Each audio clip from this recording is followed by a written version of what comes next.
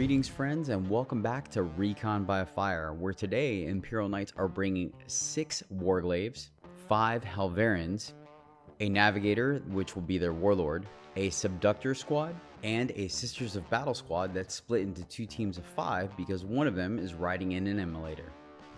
Orks are bringing Gazgul and Makari, accompanied by 3 Mega Knobs, a Warboss in Mega Armor leading 5 Mega Knobs, 20 Gretchen being led by Zodgrod Wartsnaga, another pack of 10 Gretchen, a Warboss with 10 Knobs, 2 5-man Knob squads led by Warbosses, Boss Snickrot flying solo, 2 squads of Flash Gits, 2 squads of Storm Boys, and 2 trucks, each carrying the 5-man Knob squad and a squad of Flash Gits.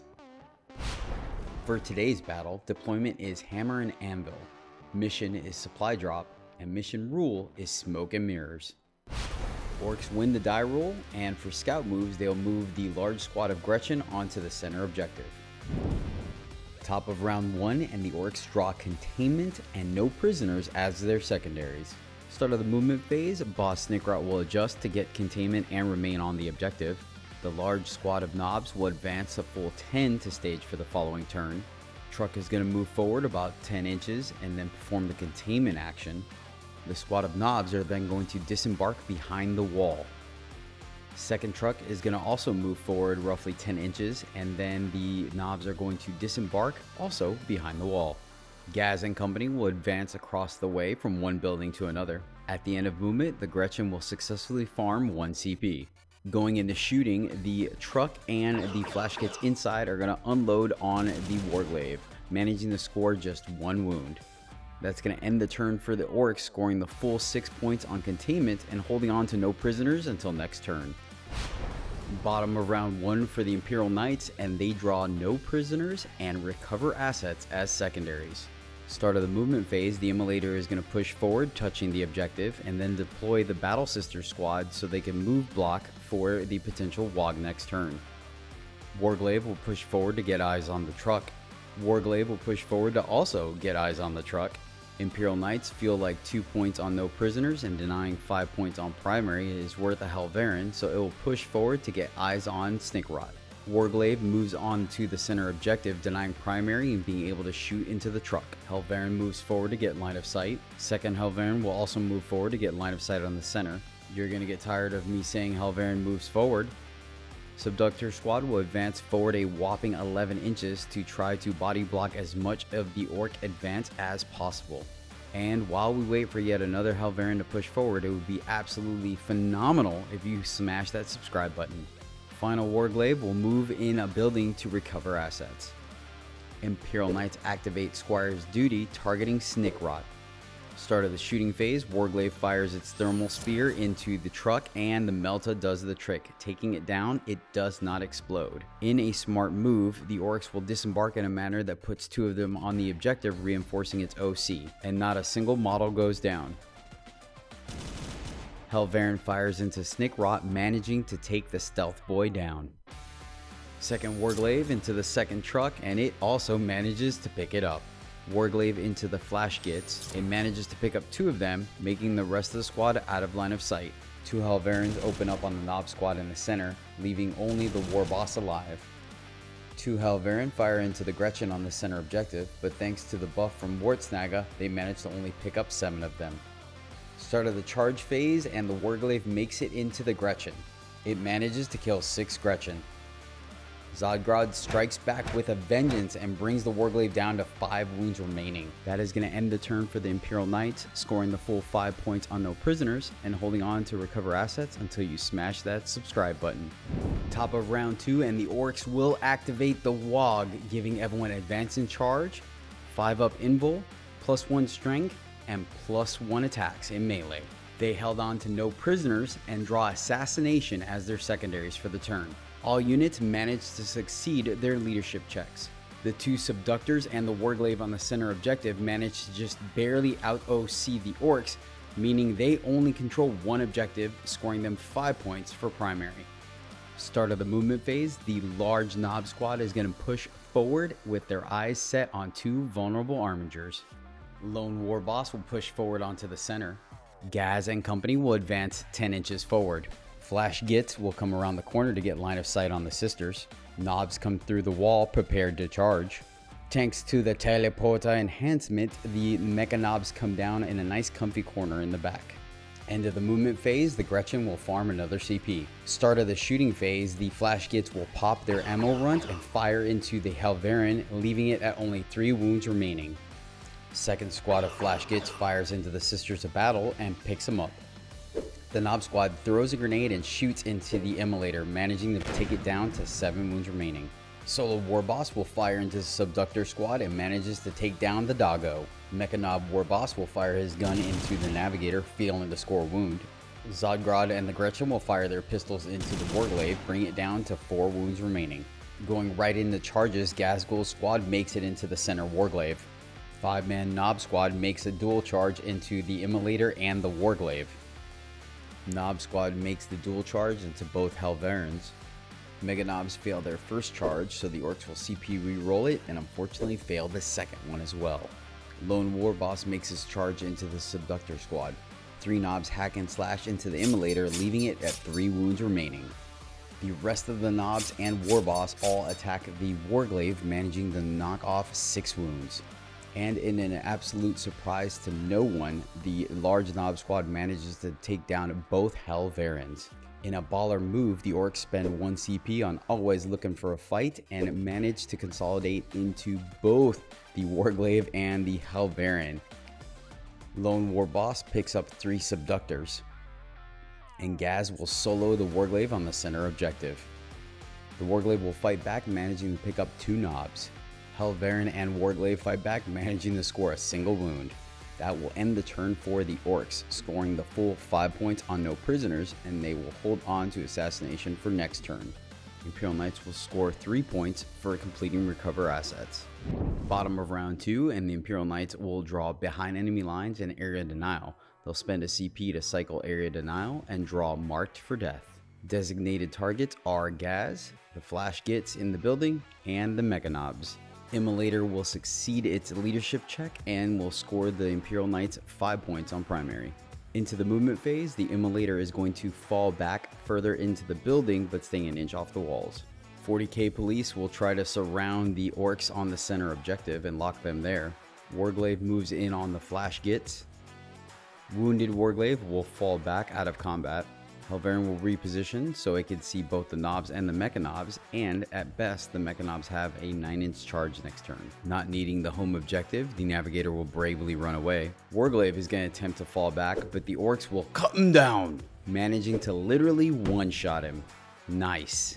Start of the shooting phase, the Navigator is going to attempt to battle shock the large Knob squad. They do fail, taking 3 mortals, and the Orks are going to pull guys out of line of sight with the Helverin. Helverin stuck in combat is going to shoot into the Knob squad, managing to pick up 5 of them. Warglaive into the Flash Gits, and it manages to pick up 1 of them. Helverin into the Knob squad, picks up all the Knobs, leaving just the Warboss. Warglaive will split fire, shooting the Baby Melta into the Warboss, and the Spear into the Mecha Knobs, failing to score wound on either. Helverin into the Mega Knobs, and they make all their saves. Helverin will charge the Warboss. Warglaive makes its charge into the same Warboss. It will tank shock, scoring 1 mortal. It follows up with the sweep attack, and it proves to be enough to pick him up. Warglaive into the Flash Gits, and they prove to be absolute legends and survive the attack. Knobs and Warboss fight the Helverin for ongoing combat and leave it at 7 wounds remaining. It manages to score 3 wounds on the crackback, killing 2 of them. Flash Gits into the Warglaive, fail to score a wound. That will end the turn for the Imperial Knights, scoring 0 on secondaries. They'll discard both of them for a CP. Top of round 3, and the Orks will call the second WOG, affecting everyone except for the Flash Gits and the Gretchen. They held onto assassination and draw engage on all fronts as their secondaries. They control 2 objectives in no man's land and score 10 points on primary. Gretchen failed to farm a CP this turn. Knob squad will fall back. Mega Knobs will move in on the wounded Helverin. Flash Gits move on to the objective. Gretchen move in on the Voidsman, making room for Gazgul. Gazgul and company move towards the northern objective. Storm Boys arrive at a deep strike, and the other Storm Boys block off a rapid ingress. Knights will rapid ingress the Warglaive. Gretchen, Warboss, and Storm Boys all fire into the Subductor squad, managing to only kill 1 of them. Warboss charges the Subductors. Zodgrod into the Subductors. Meganobs make it into the wounded Helverin. And Gaz fails his charge into the Immolator. Zodgrod and the Gretchen fight into the Subductors, managing to kill all but one. They're pulled out of combat with the Warboss. Meganobs make short work of the Helverin. It does deadly demise, taking out the last knob and wounding one of the Meganobs. 6-inch consolidation from always looking for a fight allows them to get on the home objective. Lone Subductor picks up a Gretchen, and the Warglaive picks up the remaining 2 Flash Kits. That's going to end the turn for the Orks, scoring 2 points for Engage on all fronts and discarding Assassination for a CP. Bottom of round 3, and the Imperial Knights draw Engage on all fronts and Assassination as their secondaries. Immolator fails its Battle Shock test, but with the Armiger on the point, they will still score 5 points for primary. Start of the movement phase, and the Warglaive will move in on the center of the board. Wounded Warglaive will follow suit. Another Warglaive will charge the center. Immolator will move out of the building to gain line of sight. Warglaive will move in on the Storm Boys. Helverin will push back to gain line of sight on the center. Battle Sisters will push forward onto the objective. Helverin moves to be able to shoot at the center while also making the Meganob charge a 10 minimum. Navigator will advance, putting it back in the danger zone to score Engage on all fronts. Subductor succeeds his Battle Shock test and will fall back onto the objective. Start of the shooting phase, Navigator attempts to Battle Shock the Meganobs, but they succeed. 3 Armigers and the Sisters that could see all fire into the Gretchen manage to pick up the squad and leaving Zodgrod at 3 wounds remaining. Warglaive fires 1 shot into Zodgrod and 2 shots into the Warboss, picking up only Zodgrod. Warglaive fires its spear into the Warboss, taking it down, and then firing its Baby Melta into the Meganobs, taking another one with it. Warglaive into Gaz manages to pick up the last 2 Meganobs. Immolator into the Storm Boys picks up 3 of them and leaves Gaz at 6 wounds remaining. Warglaive makes its charge into the remaining Storm Boys. Second Warglaive also makes its charge. Seeing an opportunity for free movement and the chance for you to smash that like button, Gazgul will heroically intervene the Warglaive. Lastly, the green Warglaive will charge Gazgul. It will tank shock, scoring just a single mortal. Warglaive will sweep into Gaz, managing to take down Makari and score 1 wound on Gaz. No interrupt from the Orks, so the Warglaive will pick up the Storm Boys. Finally, the black Warglaive takes Gaz down to 2 wounds remaining. Gaz will fight back, splitting his attacks 3 and 4, destroying the black Warglaive and leaving the green one at 8 wounds remaining. That is going to end the turn for the Knights, scoring 2 points for Engage on all fronts and 5 points for Assassination. Top of round 4, and we're finally out of the WOG. Orks draw Cleanse and Marked for Death as their secondaries for the turn. Targets for Marked for Death are the Immolator, the Sisters of Battle, and the full Helverin. They control 1 objective and score 8 points on primary. Start of the movement phase, the Storm Boys will rush the center objective. Meganobs decide to ignore the Navigator and go after the Helverin. Lone Warboss would advance to the center objective. Gretchen Squad will also advance towards the center objective. Meganobs shoot into the Sister Squad, picking up 1 of them. Orks go right in the charges, and unfortunately the Meganob squad fails their charge even with a CP reroll. Ongoing combat, the Warglaive into Gaz fails to take him down. So on the clapback, sure enough, Gaz takes the Warglaive down. In another big brain play, the Orks will 6-inch consolidate, stealing the point away from the Knights. That will end the turn for the Orks, scoring the full 4 points on Cleanse and discarding Marked for Death for a CP. Bottom of round 4, and the Imperial Knights are going to score 0 on primary because the Orks control all the objectives. They draw Established Locus and Extend Battle Lines as their secondaries. This is the bravest Navigator we've ever seen, as it will rush the home objective with the Meganobs on it. Immolator succeeds its leadership check and rushes the enemy territory. Sisters of Battle rush the objective, but still do not out-OC Gazgul. Warglaive rushes the center objective. Second Glaive rushes the objective. Helverin will move in on the center objective. Helverin toes in to get line of sight. Battle Sisters lob a grenade at Gazgul, and that proves to be his end. Imperial Knights use Squire's Duty, targeting the Storm Boys on the center. Navigator forces a leadership check on the Meganobs, and they fail. Not only do they take 3 mortals, but more importantly, they are battle shocked, which means it now controls the objective. The Armigers make short work of both the Storm Boy squad and the Gretchen squad, lifting them both up. That's going to end the turn for the Imperial Knights, scoring 4 points for Establish Locus and 5 points for Extend Battle Lines.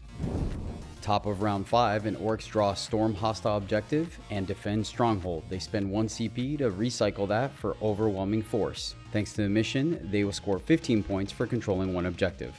Our players talked through the last round, giving the Orks both 4 points for Storm Hostile Objective and 3 points for Overwhelming Force. With the Knights scoring a minimum of 30 points on primary next turn, that's going to make the final score 64 to 62 in favor of the Imperial Knights. Thank you so much for watching. We really do appreciate you. If you made this far in the video, please do consider dropping a sub or even sharing it. But until next time, as always, happy gaming.